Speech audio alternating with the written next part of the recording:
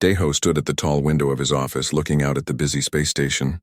Ships came and went like metal birds carrying people and goods between 1,000 different worlds. The Galactic Council station was huge, bigger than most cities back on Earth.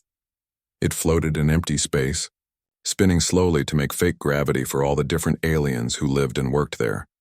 He had been the human ambassador for 5 years now. 5 long years of meetings, talks, and paperwork. 5 years of watching other species argue and fight while humans tried to keep peace. Today would be his last day here, though nobody else knew that yet. The door to his office made a soft sound as it opened. Jamin walked in, carrying a thick folder of papers. He was the chief diplomat for humanity, a quiet man who spoke many alien languages and always knew the right thing to say. His face looked tired today. The morning session was bad, Jamin said, sitting down in the chair across from Deho's desk. The Veltari and the Nephirim almost started fighting again. Something about water rights on the border worlds. Deho nodded but did not turn away from the window. He had seen this same fight 100 times before. The Veltari were tall, thin aliens made of living crystal. They needed certain minerals to stay alive. The Nephirim looked like giant fish that could walk on land. They needed clean water for their eggs. Both species wanted the same planets and both thought they deserved them more than the other. What did the council decide? Deho asked. They voted to give the Veltari 3 more worlds and the Nephirim 2. The humans suggested sharing the planets, with each species taking different parts. Nobody listened. This was normal. Humans always suggested sharing, working together, finding ways for everyone to be happy. The other species thought this made humans weak. They wanted to take everything they could get, not share with others. Boram knocked on the door and came in without waiting for an answer. She was in charge of trade for the humans, a smart woman who knew how much everything cost and where to find the best deals. Her usually calm face looked upset. They rejected the aid package again, she said, dropping into another chair, the 3rd time this month. 12 worlds are having food problems and we offered to help for free.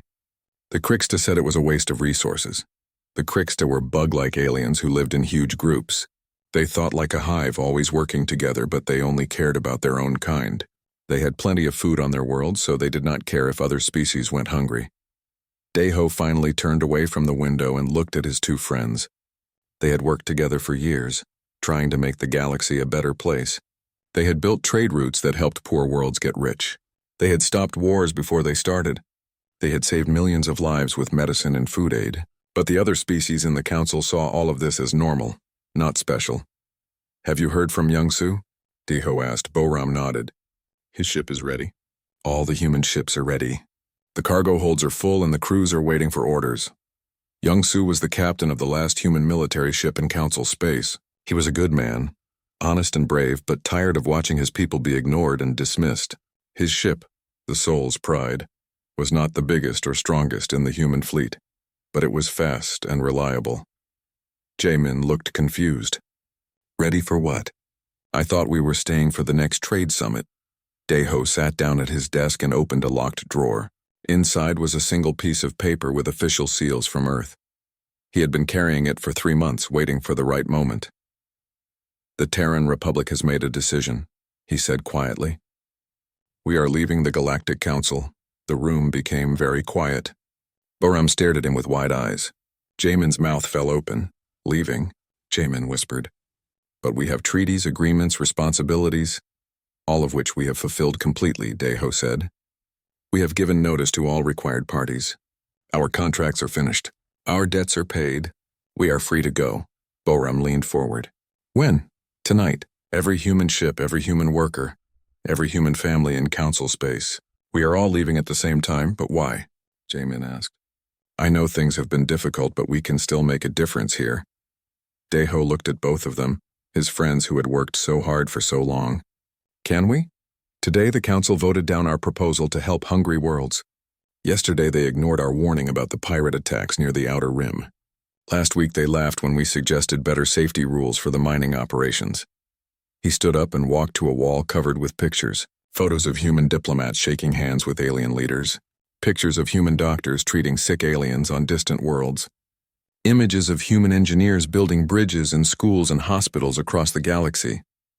We have spent 50 years in this council, Deho continued. 50 years of trying to help, trying to build something better. And what do we have to show for it? They see us as useful servants, not as equals. They take our help but ignore our ideas. They use our technology but do not respect our wisdom. Boram stood up and walked to the window. Below them, the main trading floor was busy with activity. Hundreds of different aliens bought and sold goods from across the galaxy. Many of the systems that made this possible had been designed by humans, but no one remembered that anymore. The other species will be angry, she said. Let them be angry. Deho replied. We have tried kindness for 50 years. We have tried patience and understanding and cooperation. Now we will try something different. What will we do instead? Jamin asked. Deho smiled for the first time in months. We will build something better. Something that actually works. Something that helps people instead of just making the strong stronger. He picked up his communicator and pressed a button. Youngsu's face appeared on the small screen. Captain, this is Ambassador Deho. Execute Departure Protocol 7. All human vessels are to leave Council space immediately. Youngsu nodded. Understood, sir. It has been an honor serving here. The honor was ours, Captain. Take us home. The screen went dark. In a few hours, every human ship would be gone. There would be no big speeches, no angry demands, no threats of war. The humans would simply leave quietly and completely, just as they had arrived 50 years ago. But this time, they would not be coming back. Kethavar stared at his computer screen in confusion. The words on the display made no sense.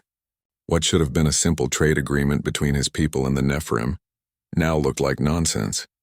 Strange symbols filled the text where normal words should be. He was a Veltari trade minister, one of the most important people in his crystal society. His body was tall and thin, made of living blue crystal that sparkled in the light. He had been doing this job for 20 years and had never seen anything like this before. Computer, fix translation error, he said in his musical voice. No translation error detected, the computer replied in flat electronic words. Kethavar touched his crystal forehead with one long finger.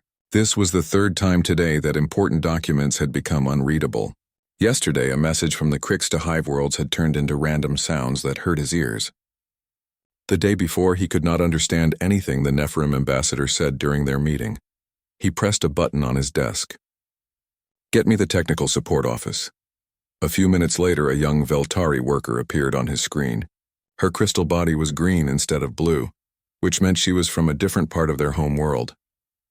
Minister Kethavar, how can I help you? The translation system is broken again. I cannot read any documents from other species. The worker looked at something off-screen. Sir, we have been getting many calls about this problem. The quantum translation matrix is having errors. Then fix it. We are trying, sir, but we do not know how. The system was designed by the humans. They maintained it and updated it. We never learned how it worked. Kethavar felt a cold feeling in his crystal stomach. The humans had left 3 months ago. Everyone in the council had been so busy arguing about trade rights and territory that most people had barely noticed they were gone. What about the technical manuals? The instruction books? We have them, sir, but they are very complicated. The human technology is different from ours. It will take time to understand. How much time? The worker's green crystal face looked worried. Maybe years, sir. Kethavar ended the call and sat back in his chair. Without the translation system, trade between different species would become almost impossible. How could you make deals with aliens if you could not understand what they were saying? Across the station in the science section, Zephlon was having his own problems. He was a Nephirim scientist with blue-green skin that was always wet and big eyes that could see in dark water. He was trying to finish a report about making new planets safe for life. The computer kept giving him error messages. Every time he asked for information about how to grow plants on a dead world, the screen would flash red and say, "Data corrupted." Zephlon had been working on terraforming projects for 15 years. He knew that the main database had information about thousands of different planets and how to make them livable. But now, when he tried to access that information, most of it was gone or broken. He called his assistant, a young Nephirim named Plexton. Sir, the biodiversity database is failing, Plexton said when he arrived. His wet skin looked worried. We have lost data on over 3,000 species of plants and animals. That is impossible. The database was perfect last month. Yes, sir, but it was maintained by human xenobiologists. Dr. Mi Young and her team updated it every day. They found new species, tracked how they grew, and wrote programs to predict how they would survive on different worlds. Zephlon felt his gills flutter with worry. What about backups? Copies of the data? The humans took all their research with them when they left. The copies we have are incomplete. They only show part of the information we need. In the logistics center, Tikra was facing her own crisis. She was a Krixta, looking like a large ant with 4 arms and compound eyes that saw in all directions at once. She was responsible for making sure goods moved efficiently between 12,000 star systems. The computer screens around her all showed the same thing: chaos. Trade routes that had worked perfectly for decades were now causing huge delays. Ships that should have taken 5 days to deliver goods were taking 20 days. Some cargo ships were getting lost completely. "Queen Sister, we have a problem," said another Krixta worker, Vexka. All Krixta called each other family names because they thought of their entire species as one big family. "Explain." Tikra clicked in the Krixta language. "The supply chain optimization programs are failing. Ships are taking wrong routes. Cargo is going to wrong planets, and the delivery schedules make no sense." Tikra looked at the main display screen. It showed a map of the galaxy with thousands of colored lines representing trade routes. Many of the lines were now red, meaning there were problems. Who designed these programs? The human Duyan and her team. They spent 30 years creating algorithms that could plan the best routes for any cargo to any destination. The system was so good that we never needed to think about it. Can we reprogram it ourselves? Vexka's antennae drooped. "We have tried, Queen Sister, but the human programming is very complex. They used mathematical concepts that we do not understand. It will take many years to learn." Tikra felt a rare emotion for a Krixta: fear. Her people lived by trading with other species. If the trade routes failed, many Krixta hive worlds would run out of food and materials. The problems were not limited to these 3 species. All across Council space, systems that had worked perfectly for decades were starting to fail. The Zethkar military could not coordinate their patrols because their communication networks were breaking down. The Morden colonies could not grow enough food because their agricultural programs were giving wrong advice about soil and weather. On the main council station, Chairman Lokshen was getting reports about problems from every member species. He was a Veltari like Kethavar, but his crystal body was silver instead of blue, which meant he was very old and wise. "How many systems are failing?" he asked his aide. "Over 40 major systems, sir. Transportation, communication, environmental control, resource management, medical databases, and more." "What do they all have in common?" The aide looked at his notes. "They were all designed, maintained, or improved by humans, sir." Lokshen had been the chairman for 50 years. He had seen many crises come and go. But this was different. This was not a war or a natural disaster. This was like watching the foundation of their civilization slowly crumble. "Send messages to all member species.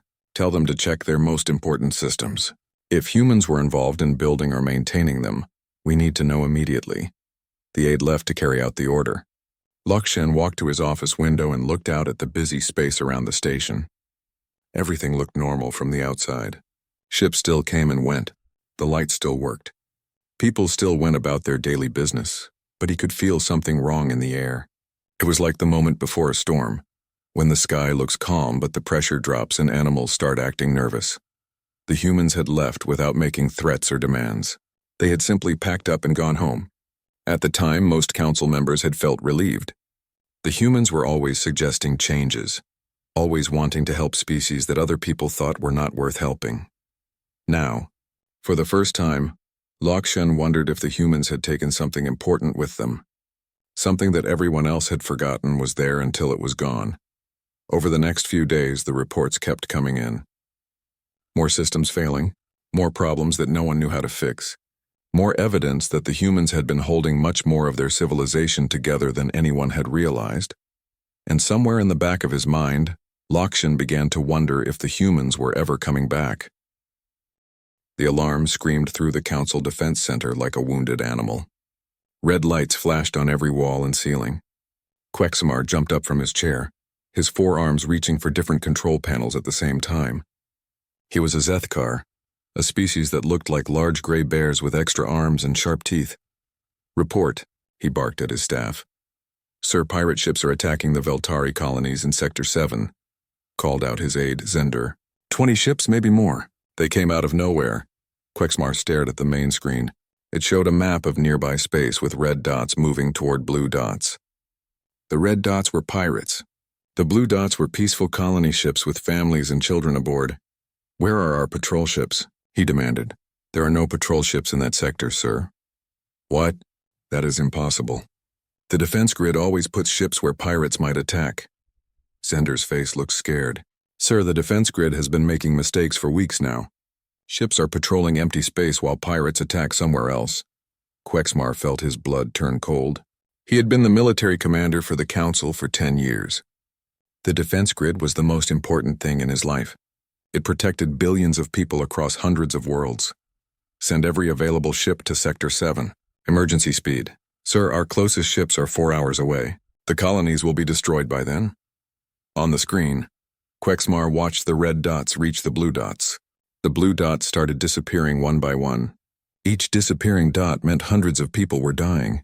How did this happen? He whispered. Zender pulled up another screen full of numbers and charts. The predictive algorithms that tell us where to put our ships are not working right. They were maintained by the human Hyunwoo and his cybersecurity team. When they left, the program started making wrong predictions. Get me Hyunwoo on the communication system. Sir, we have tried to contact all the humans many times. They only send back an automatic message saying they are focusing on internal development. Quexmar sat down heavily in his chair. His forearms felt weak and useless. Somewhere in space, innocent people were dying because he could not protect them. The defense system that had worked perfectly for decades was failing, and there was nothing he could do to fix it. 3 star systems away, Velkorian was facing his own disaster. He was a Veltari mining supervisor, responsible for asteroid mining operations that provided metals and minerals to dozens of worlds.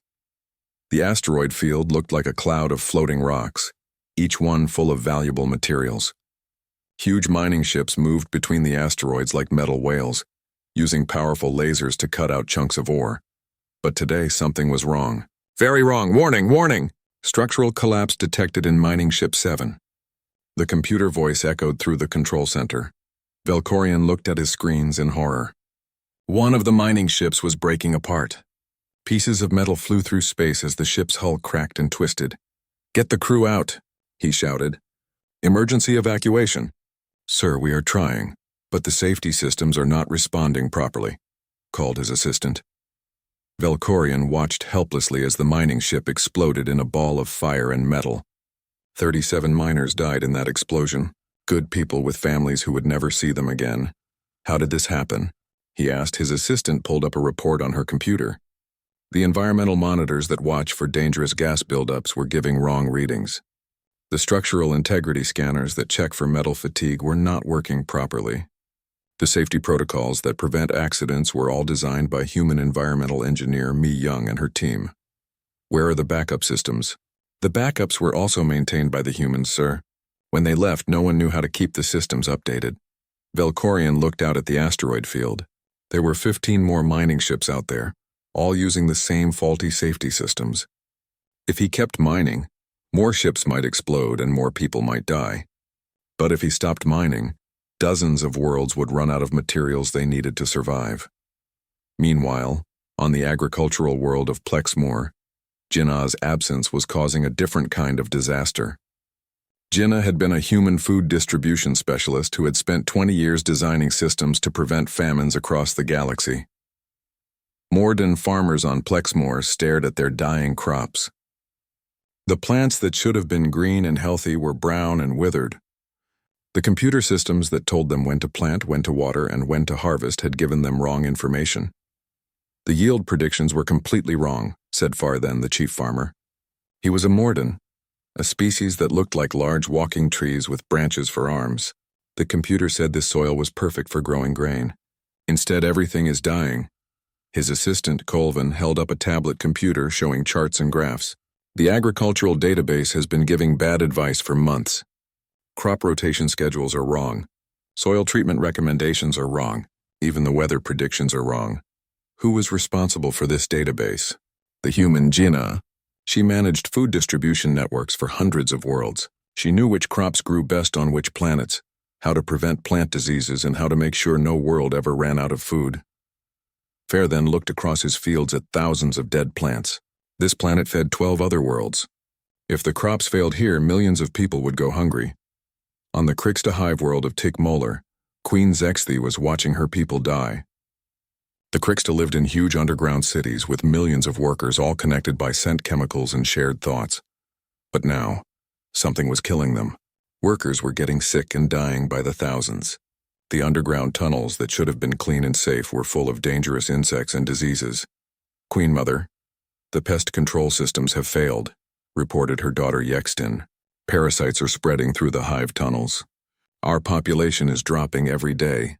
Queen Zexthi felt the pain of her dying children through their mental connection. Each death was like losing a part of herself. What about the biocontrol programs? They were managed by human environmental specialists. The programs that controlled harmful insects and prevented disease outbreaks were too complex for us to maintain alone. On the water world of Aquatel, the Nephrim were facing their own crisis. The oceans that had been clean and beautiful for centuries were turning poisonous. Fish were dying. The water was becoming dangerous to touch.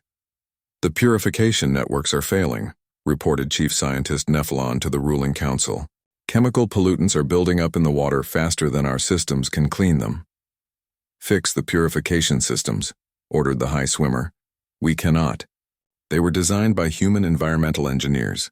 The technology is too advanced for us to repair or replace. All across the galaxy, the same pattern was repeating. Systems that had worked perfectly for decades were failing. The difference was always the same. Humans had designed, maintained, or improved these systems, and when the humans left, no one else knew how to keep them working. Chairman Lokshen sat in his office reading report after report of disasters. Mining accidents, food shortages, disease outbreaks, pirate attacks, system failures. Each report ended the same way. This system was maintained by humans.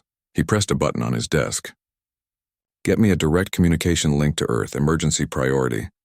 A few minutes later, his aide returned. Sir, we sent the message. The response just came back. Lokshen read the message on his screen. It was short and polite.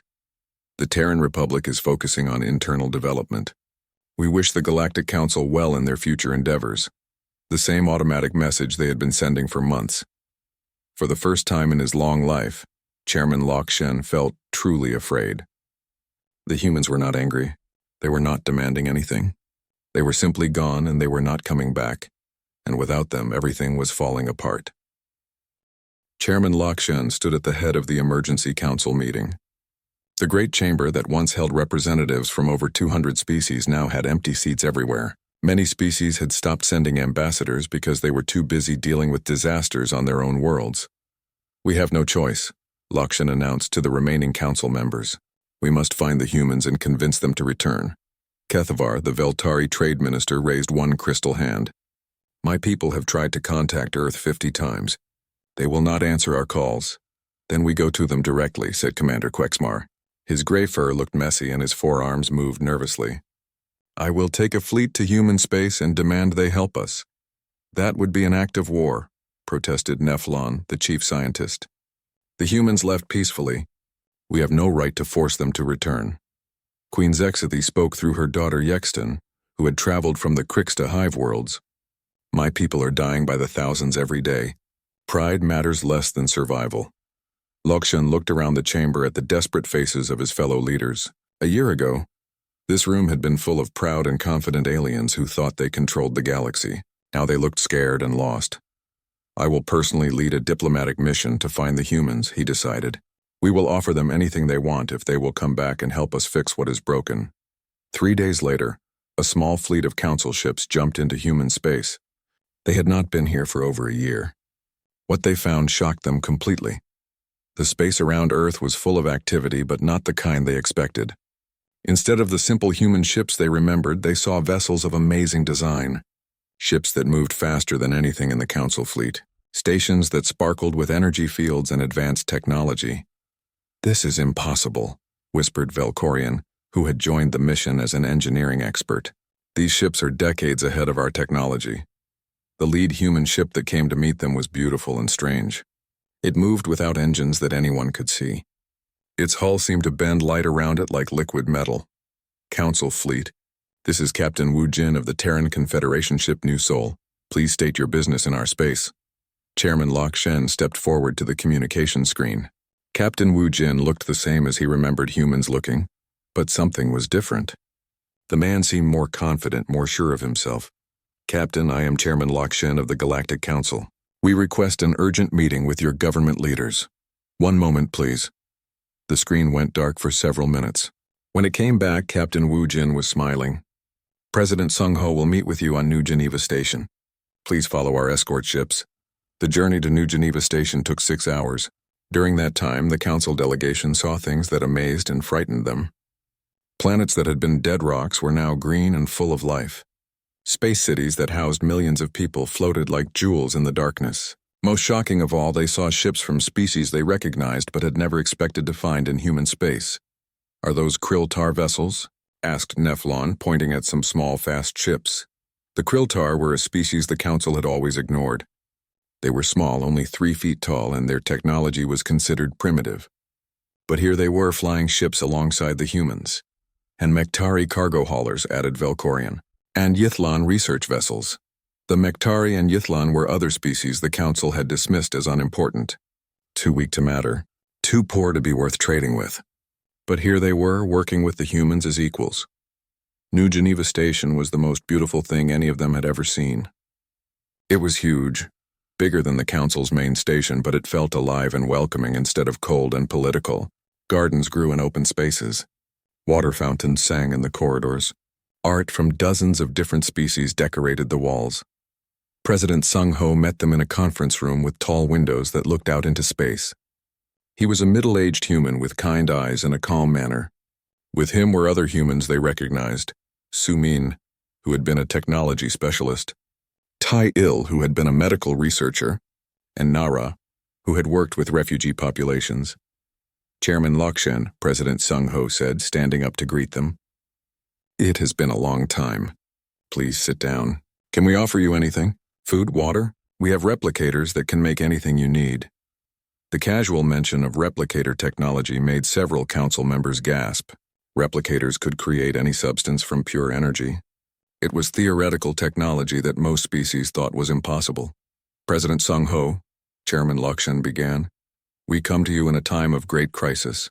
Our civilization is collapsing. Systems are failing. People are dying. We need your help, Sung Ho nodded sadly. We have heard about the problems in council space. We are sorry for your suffering. Then you will help us? We are already helping, said Nara. Our medical ships have treated over 3 million sick people in the past year. Our agricultural teams have prevented famines on 12 worlds. Our engineering crews have repaired critical systems on 43 different planets. Queen Zexthi leaned forward. But you left us. You abandoned the council. We left the council, Sung Ho agreed. But we never abandoned the people who needed help. The difference is that now we help whoever asks, not just council members. Su Min activated a wall screen that showed a map of the galaxy. Green dots marked human aid operations. There were hundreds of them, scattered across space. Every species that was ignored by the council has been welcomed here, she explained. The Krilltar, the Mektari, the Yithlan, and 50 others. We have shared our technology with them freely. In return, they have shared their knowledge and culture with us. We have learned amazing things, added Tai Il. The Krilltar understand quantum mechanics in ways we never imagined. The Mektari have developed biological computers. The Yithlan can manipulate gravity itself. Chairman Lok Shen felt dizzy. You are saying that these primitive species have advanced technology?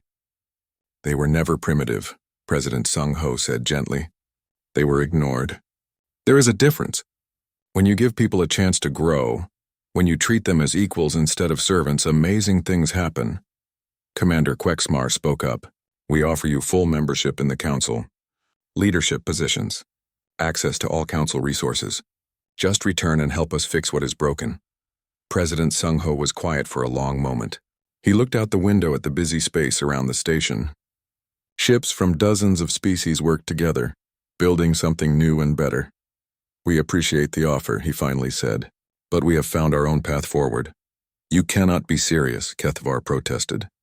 You would let billions of people suffer because of your pride? This is not about pride, Nara said firmly. This is about building something that actually works. The council was broken from the beginning. It was designed to benefit the strong and ignore the weak. We tried to fix it from the inside for 50 years. It did not work. So you built your own version, Nephalon said. We built something different, Sung-Ho corrected. The Terran Confederation is not based on power or territory. It is based on cooperation and mutual aid. Every member species has an equal voice. No one is ignored. No one is left behind. And it works? Asked Velkorian. Suman smiled. Our member worlds have zero poverty, zero famine, and zero preventable disease. Crime rates are at historical lows. Scientific advancement is happening faster than ever before. Most importantly, no member species has gone to war with another member in over a year. The council delegation sat in stunned silence. Everything they had built, everything they thought they understood about civilization was crumbling around them while the humans had created something better. What happens to us? Chairman Lakshan asked quietly. That depends on what you choose to do, President Sung-Ho replied. You can keep trying to hold the council together, or you can ask to join us. But if you join us, you have to accept our rules. Everyone is equal. Everyone has a voice. Everyone helps everyone else. And if we refuse, Sung-Ho looked sad, then we wish you well, and we will continue to help any individuals who ask for aid, regardless of what their governments decide. As the council delegation prepared to leave, they saw something that filled them with wonder and despair. Through the station windows, they watched a massive construction project in space. Hundreds of ships from dozens of species worked together to build something enormous. What is that? Asked Velkorian. A new type of space habitat, Tae-Il explained. It will house 10 million people from 15 different species all living together in peace. It will be ready in 6 months. 6 months. The council could not agree on a lunch menu in 6 months. The delegation returned to council space with heavy hearts and a message that would change everything. The humans were not only surviving without the council, they were building something far better than anything the council had ever achieved, and they were not coming back. 5 years had passed since the humans left, and the great council chamber was almost empty. Only 12 representatives sat in the vast room that had once held hundreds. The golden walls that had once gleamed with pride now looked dull and faded. Many of the lights were broken, and no one had bothered to fix them. Chairman Uranthek sat alone at the head table, looking much older than his years. He was the 4th chairman since Lakshan had died 2 years ago, trying desperately to hold the council together. Uranthek was a Veltari like his predecessor, but his crystal body was cracked and cloudy with stress. The few remaining council members argued quietly among themselves. The Veltari controlled only half of their former territory. The Nephirim had lost most of their water worlds to disease and pollution. The Krixta hives were dying out, their population down by 80%. Commander Quexmar's military had shrunk from thousands of ships to fewer than 100 working vessels. We have received another request to join the Terran Confederation, announced Kethvar, who was now the senior trade representative for what remained of council space. His once bright crystal body was dim and scarred. From who this time? Asked Uranthek wearily. The Zethkar worlds. All of them. They say they cannot survive another year under council management. Uranthek was not surprised. In the past year alone, 67 worlds had left the council to join the humans. Not just small unimportant planets, but major industrial worlds, agricultural centers, and even some military strongholds. What about our own people? He asked. Kethvar looked down at his notes. The Veltari colony of Crystallon formally requested to leave last week. The vote was 93% in favor of joining the Confederation. The irony was bitter. The Veltari, who had always considered themselves superior to other species, were now begging to join the organization that humans had built. Have we heard anything from the human diplomatic missions? Yes, sir. Ambassador Hanuel sent another message from New Geneva Station. Uranthek activated the wall screen. Hanuel appeared, looking healthy and confident. Behind her, the beautiful gardens of New Geneva Station bloomed with flowers from 100 different worlds. Greetings to the council, Hanuel said in her calm voice. I am pleased to announce the completion of our 500th World Rehabilitation Project. The former desert planet of Kestar now supports 3 million Mektari colonists and produces enough food to feed 12 other worlds. The message continued with more good news. New hospitals opened. New schools built. New trade routes established. Disease eliminated. Poverty ended. Wars prevented. The Terran Confederation now includes 412 member species across 3,000 star systems, Hanul concluded. Any world that wishes to join us need only ask. We welcome all who believe in cooperation, equality, and mutual aid. Uranthek turned off the screen and sat back in his chair. 412 species. The council at its peak had only included 230. He opened his personal computer and called up a file he had been working on for months. It was a historical analysis of the council's collapse, written for future generations who might want to understand what had gone wrong. The title read, "The Day the Gardeners Left: How the Galactic Council Lost Everything by Taking Everything for Granted." He read through the opening section again. The humans were never the strongest species in the galaxy. Their ships were not the fastest. Their weapons were not the most powerful. Their individual intelligence was not the highest. But they possessed something that all other species lacked: the ability to make different groups work together for the common good. While other species competed for resources and territory, humans built systems that helped everyone prosper. While others focused on their own advancement, humans spent their time solving problems for species they had never even met. They were the translators who made communication possible between hundreds of different languages. They were the engineers who designed safety systems that prevented accidents. They were the doctors who developed medicines that worked on alien biology. They were the farmers who figured out how to grow food on worlds that had never seen life. Most importantly, they were the diplomats who found ways for natural enemies to become friends. The council took all of this for granted. We thought human helpfulness was weakness. We thought their generosity was foolishness. We thought their desire to help everyone made them less valuable than species who only helped themselves. We were wrong about everything. Ironthek continued reading his own words. The humans were like gardeners tending a vast garden. They worked quietly and patiently, making sure every plant had what it needed to grow. They prevented weeds from choking out flowers. They made sure water reached every corner. They protected young plants from storms and diseases. The garden was beautiful because of their work, but we never noticed the gardeners. We only saw the flowers and assumed they grew that way naturally. When the gardeners left, we learned the truth. Without constant care and attention, gardens become wild places where only the strongest plants survive. Beauty dies. Order becomes chaos. Life becomes a struggle for survival instead of a celebration of growth. A soft chime interrupted his reading. His assistant's voice came through the communication system. "Sir, we have a priority message from the Nephirim High Council." "Put it through." The face of High Swimmer Aquatel appeared on his screen. Her usually blue skin looked gray and sick. "Chairman Uranthek, I am calling to inform you that the Nephirim High Council has voted to withdraw from the Galactic Council effective immediately." Uranthek felt no surprise, only sadness. "May I ask why?" "Our oceans are dying, our people are starving, and our colonies are falling apart. The Terran Confederation has offered to help us heal our worlds and join their community as equal partners. We have no choice, I understand. I wish you and your people well. Thank you, Chairman, and I am sorry. We know this means the end of the Council." The screen went dark.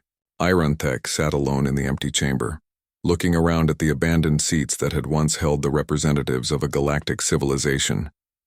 His computer chimed with an incoming message. It was from President Sung Ho of the Terran Confederation. "Chairman Uranthek, we have received requests from several Council worlds to join the Confederation.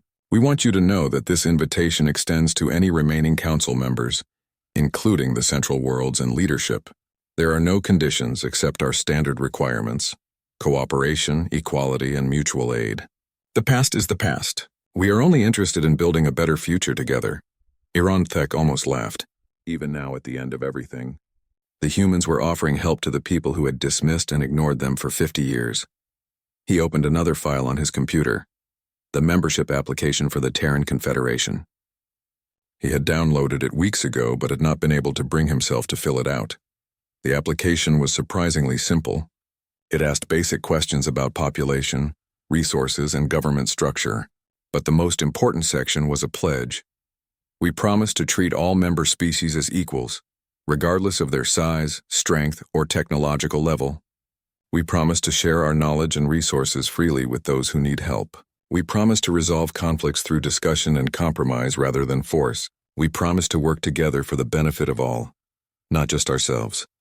It was everything the Council had never been, everything the humans had tried to make it become. Ironthek began typing his answers. When he finished, he attached a personal message. To President Sung Ho and the leaders of the Terran Confederation. We are a broken people who have lost everything because we never understood what we had. We do not deserve your kindness, but we desperately need it. If you will have us, we would like to learn how to be better than we were.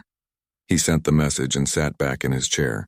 Around him, the empty council chamber was quiet, except for the hum of failing machines and the distant sound of ships leaving the station.